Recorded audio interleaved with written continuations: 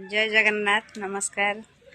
आज मु कंकड़ा तरकारी बनइबा जाऊँगी आपण मन संगे निश्चिंत शेयर करी। देखो काली कंकड़ा आसला मु भाजिक फ्रिज रखी आज बनइबी आपण मन निश्चिंत शेयर करी।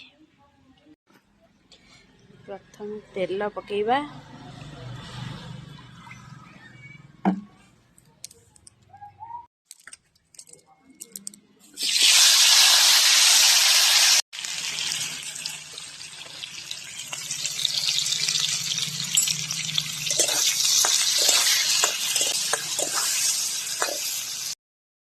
तो हो जाए आलू को काढ़ी नवा। तेल गरम हो जाए फुटन फुटी नवा। मसला पकईदवा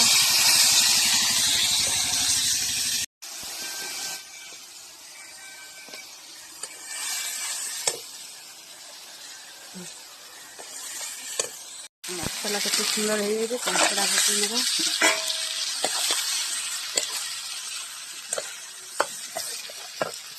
मसला हो जाए पानी दवा। तरकारी तो हो जाए धनिया पत्र पकई नवा।